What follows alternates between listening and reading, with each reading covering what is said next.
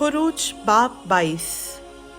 अगर कोई आदमी बैल या भेड़ चुरा ले और उसे ज़बह कर दे या बेच डाले, तो वो एक बैल के बदले 5 बैल और एक भेड़ के बदले 4 भेड़ें भरे। अगर चोर सींध मारते हुए पकड़ा जाए और उस पर ऐसी मार पड़े कि वो मर जाए, तो उसके खून का कोई जुर्म नहीं। अगर सूरज निकल चुके तो उसका खून जुर्म होगा, बल्कि उसे नुकसान भरना पड़ेगा। और अगर उसके पास कुछ ना हो तो वो चोरी के लिए बेचा जाए। अगर चोरी का माल उसके पास जीता मिले, ख्वाह वो बैल हो या गधा या भेड़, तो वो उसका दूना भर दे। अगर कोई आदमी किसी खेत या ताकिस्तान को खुलवा दे और अपने जानवर को छोड़ दे कि वो दूसरे के खेत को चर ले, तो अपने खेत या ताकिस्तान की अच्छी से अच्छी पैदावार में से उसका मुआवजा दे।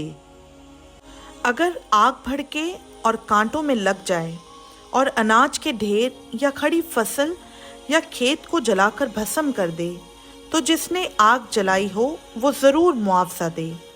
अगर कोई अपने हमसाये को नक़द या जिन्स रखने को दे और वो उस शख्स के घर से चोरी हो जाए, तो अगर चोर पकड़ा जाए तो दूना उसको भरना पड़ेगा।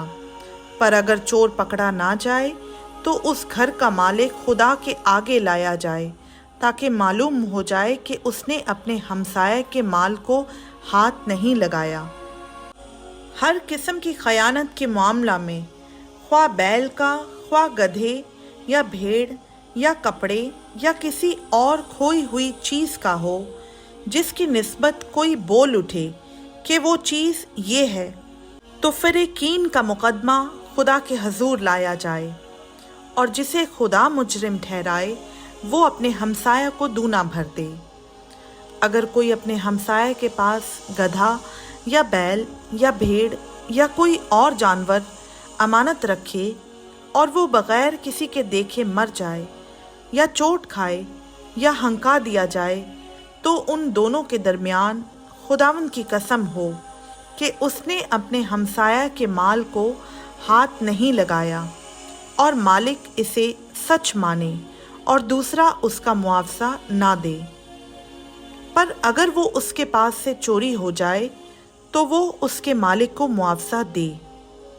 और अगर उसको किसी दरिंदे ने फाड़ डाला हो तो वो उसको गवाही के तौर पेश कर दे और फाड़े हुए का नुकसान ना भरे। अगर कोई शख्स अपने हमसाये से कोई जानवर आरियत ले और वो ज़ख्मी हो जाए या मर जाए और मालिक वहाँ मौजूद ना हो, तो वो ज़रूर उसका मुआवजा दे। पर अगर मालिक साथ हो तो उसका नुकसान ना भरे। और अगर किराए की हुई चीज़ हो तो उसका नुकसान उसके किराए में आ गया। अगर कोई आदमी किसी कंवारी को जिसकी निस्बत ना हुई हो फुसला कर उससे मुबाशरत करे, तो वो ज़रूर ही उसे महर देकर उससे ब्याह करे। लेकिन अगर उसका बाप हरगिज़ राज़ी ना हो कि उस लड़की को उसे दे, तो वो कुंवारियों के महर के मुआफिक उसे नकदी दे। तो जादूगरनी को जीने ना देना। जो कोई किसी जानवर से मुबाशरत करे वो कतई जान से मारा जाए। जो कोई वाहिद खुदावंद को छोड़कर किसी और माबूद के आगे कुर्बानी चढ़ाए वो बिल्कुल नाबूद कर दिया जाए। और तू मुसाफिर को ना तो सताना ना उस पर सितम करना, इसलिए कि तुम भी मुल्क मिस्र में मुसाफिर थे। तुम किसी बेवा या यतीम लड़के को दुख ना देना। अगर तू उनको किसी तरह से दुख दे और वो मुझसे फरियाद करें, तो मैं ज़रूर उनकी फरियाद सुनूंगा और मेरा कहर भड़केगा और मैं तुमको तलवार से मार डालूंगा, और तुम्हारी बीवियां बेवा और तुम्हारे बच्चे यतीम हो जाएंगे। अगर तू मेरे लोगों में से किसी मोहताज को जो तेरे पास रहता हो कुछ कर्ज दे, तो उससे कर्ज ख्वाह की तरह सलूक ना करना और ना उससे सूद लेना। अगर तू किसी वक्त अपने हमसाये के कपड़े गिरवी रख भी ले, तो सूरज के डूबने तक उसको वापस कर देना, क्योंकि फ़क़्त वही उसका एक ओढ़ना है, उसके जिस्म का वही लिबास है। फिर वो क्या ओढ़ कर सोएगा? बस जब वो फरियाद करेगा तो मैं उसकी सुनूंगा, क्योंकि मैं मेहरबान हूँ। तू खुदा को ना कोसना और ना अपनी कौम के सरदार पर लानत भेजना। तू अपनी कसीर पैदावार और अपने कोल्हू के रस में से मुझे नज़रो नयाज देने में देर ना करना, और अपने बेटों में से पहलोटे को मुझे देना।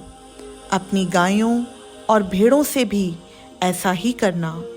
7 दिन तक तो बच्चा अपनी माँ के साथ रहे, 8वें दिन तू उसे मुझको देना, और तुम मेरे लिए पाक आदमी होना। इसी सबब से दरिंदों के फाड़े हुए जानवर का गोश्त जो मैदान में पड़ा हुआ मिले मत खाना, तुम उसे कुत्तों के आगे फेंक देना।